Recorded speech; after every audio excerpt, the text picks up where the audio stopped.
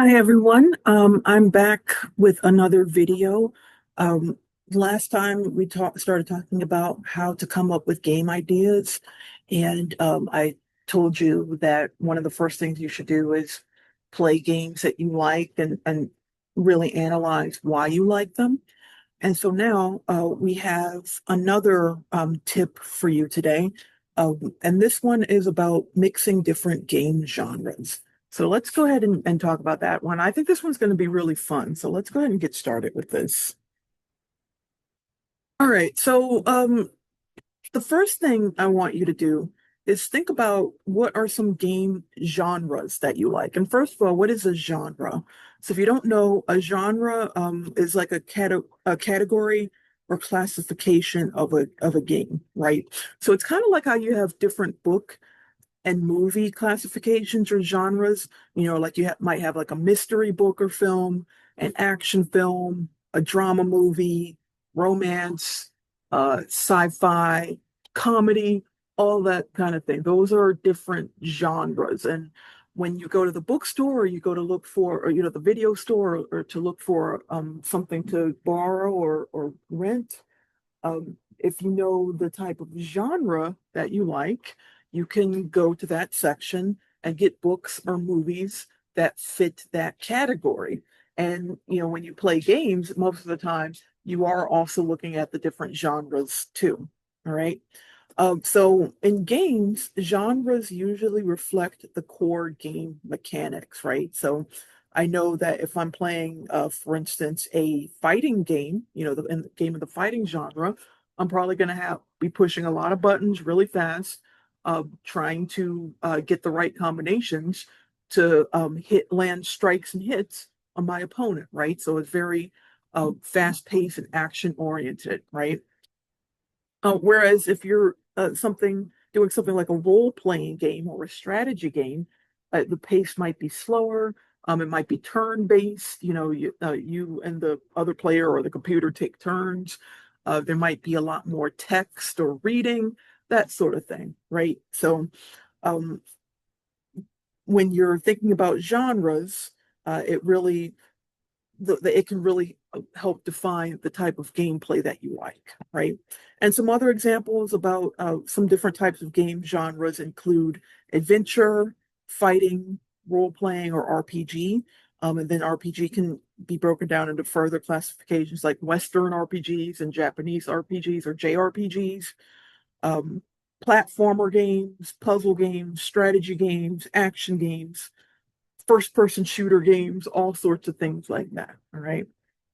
Now, if you're not really sure about what the different genres are, or you want to read more or discover some more, I've included a link at codakid.com, and it's just a really good listing of some different video game genres. I don't think, I never like to say that these things are completely definitive. It might be missing some, but I think this is a pretty good listing of some good genres with some examples. So, um, so that's the first thing I want you to think about. What are some game genres that you like? All right. Now, moving on. What we're talking about today is that you can come up with some really creative ideas by mixing game genres. So I'm going to go over some examples with you today, and I think this is kind of fun.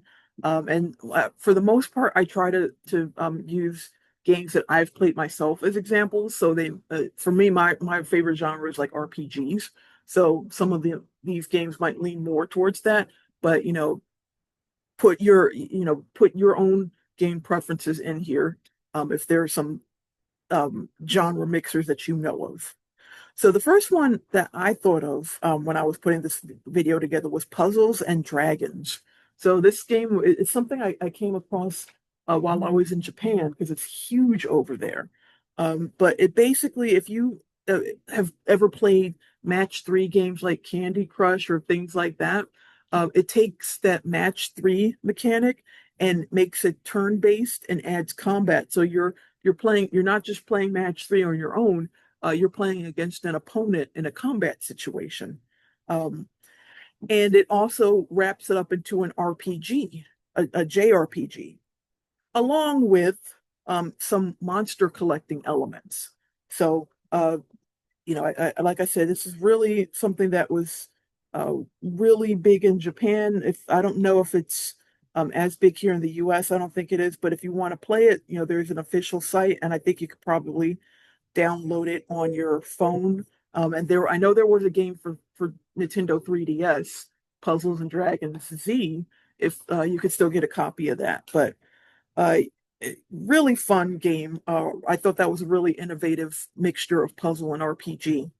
And another thing a game I've seen mentioned is Puzzle Quest, which this is one of the few games that I mentioned that I've not actually played myself, but now that I've done my research and found this game, this is on my list. So this is another um, match three game. They don't really reference Candy Crush. I think they reference Bejeweled. So again, if you've ever played Bejeweled, but it's another match three and puzzle mixed with RPG. So this is on my playlist now to no doubt be added to my stack of shame because I play too many games at one time and I never finish them. Okay. So, um, another example that I've heard a lot of people about, and this was actually recommended to me by someone, and it's called Slay the Spire. So if you've ever played roguelike RPGs, which is like another subset of RPGs, which is kind of like a really kind of difficult type of dungeon crawler. It mixes that roguelike RPG mechanic with card collecting and deck building. So it's a mashup of that. I think this is actually I've heard a fair amount about this game. So I think it's pretty popular. You might have heard of it. And I know you can get it on Steam and probably I think you can get it on Switch too. But this is another innovative matchup that I thought of for this video. Rune Factory. So for those of you who like farm simulations, Stardew Valley's a big farm simulator. If you've heard of that.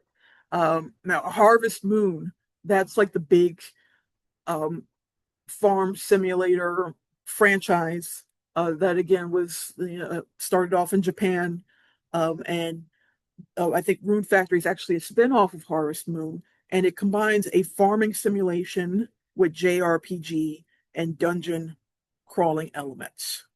And there's a whole bunch of games in this series, uh, and you can look on their site.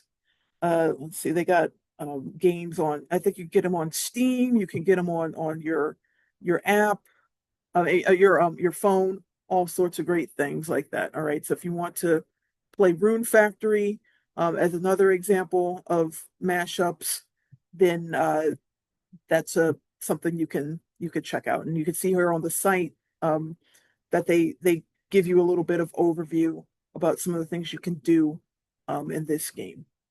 All right. Let's see, what else do we have here?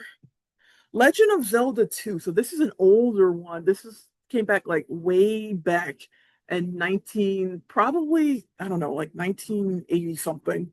I don't even remember. But it was on the original Nintendo system, which I had back in the day, and I actually still have my copy of this game.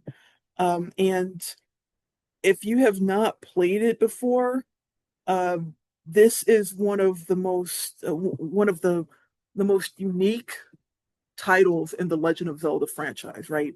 It is a major departure because it's more like a Metroidvania. So if you've ever played Metroid or Castlevania, that sort of side-scrolling, platform jumping, action-oriented gameplay, that's what a Metroidvania is. And I'll go ahead and play one of the little trailers here, so you could see. Oh yeah, of course I gotta what's this yeah, okay, so here you go. So um it's a side scroller, which is really different from most Zelda games. You have your overworld map, but the action itself, the combat takes place in these like side scrolling areas, right? And a very challenging game, but you can even see that this kind of like the look of it in these combat areas almost looks more like a like the OG Super Mario games, right? But it is a mixture of that Metroidvania game type, but it also has like role-playing elements where you get experience points to level up and gain stronger you get more life and more magic points. So it's a very unique um, entry into the Legend of Zelda franchise. So if you get a chance to play that, that's another example of a mashup, right?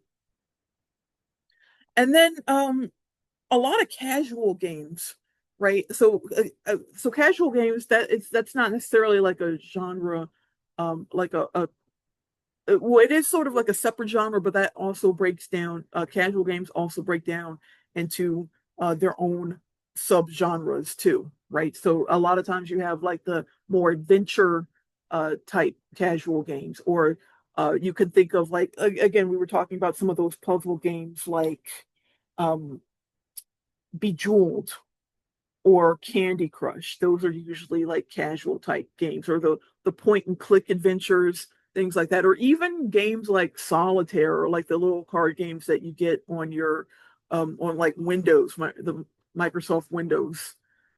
Those are types of casual games. And again, if you want to learn more about casual games, there's I think in that site I mentioned, they probably break that down. If not, I'll link another description of some casual game subgenres.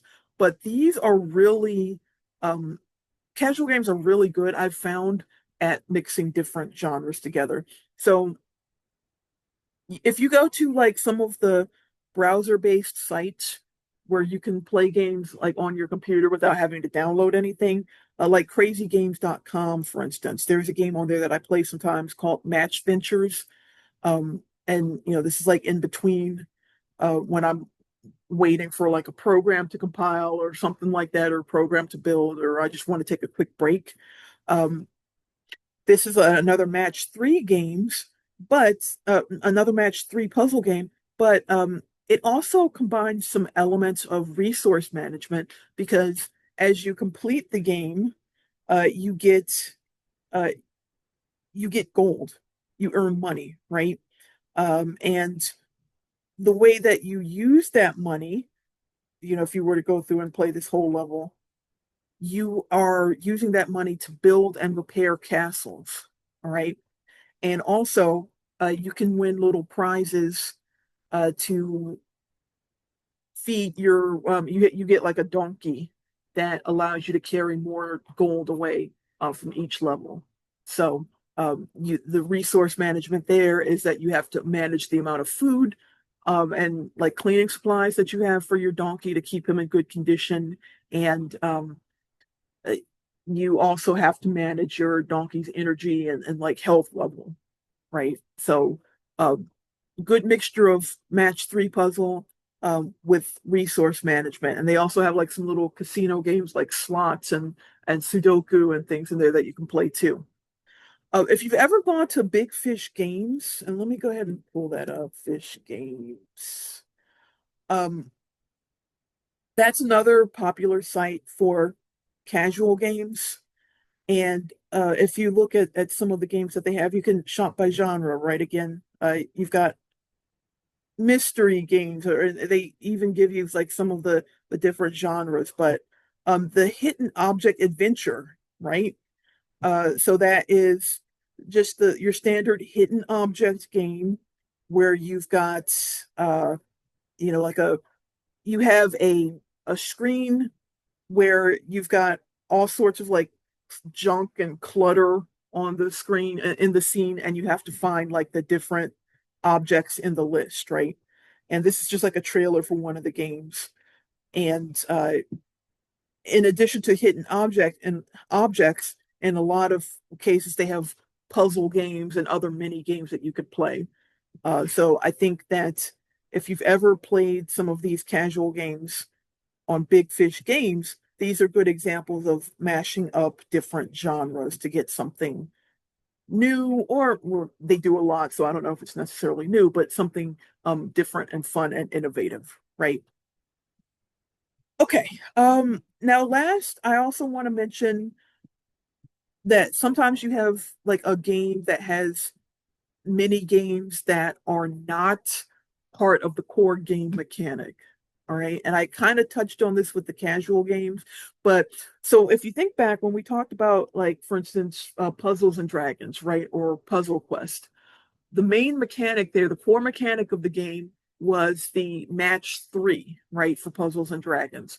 And another significant part of the game mechanics was that monster collecting and the RPG. Those are all main components of the game that in most cases you are required to interact with to make significant progress in the game on a regular basis, right?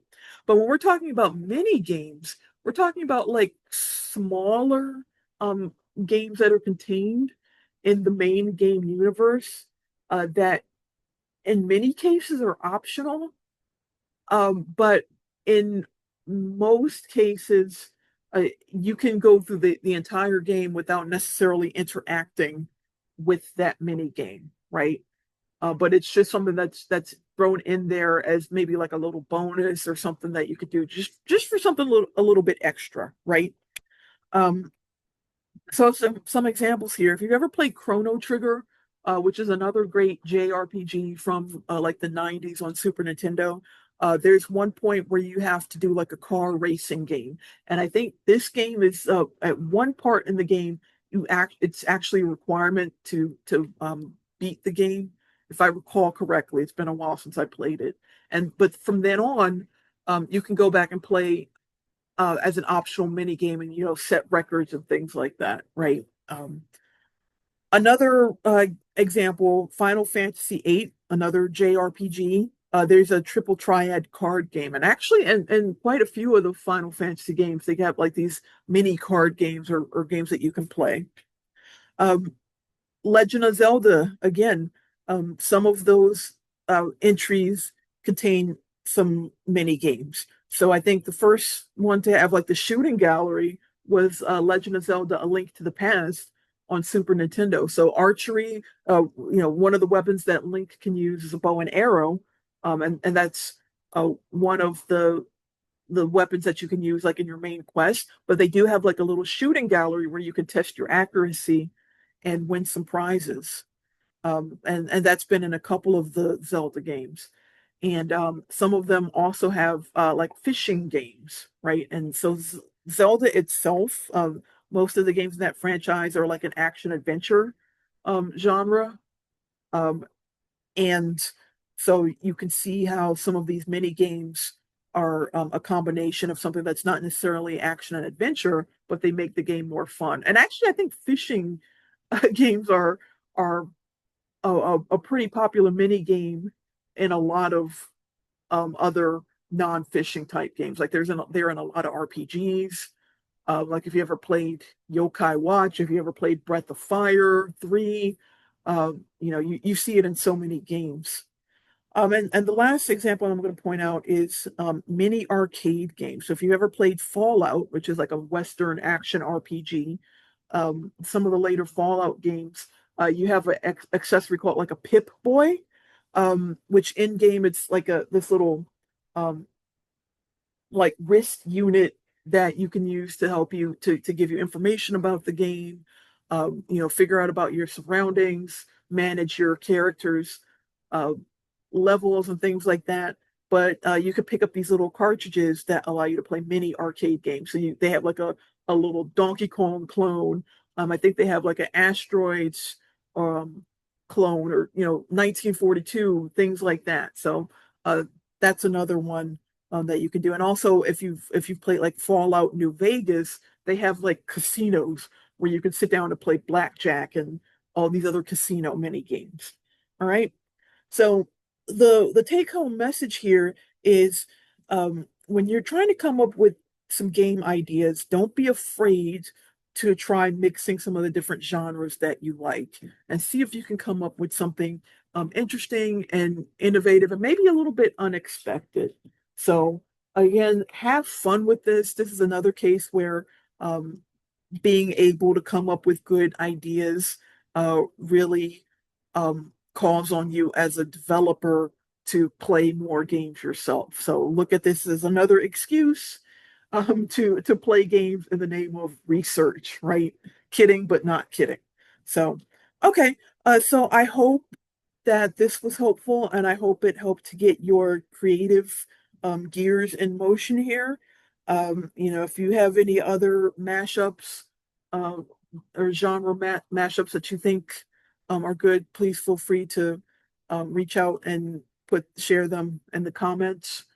And again, if you have any questions or comments, please let me know and stay tuned for the next video. All right. Thanks again and have a good day, everyone.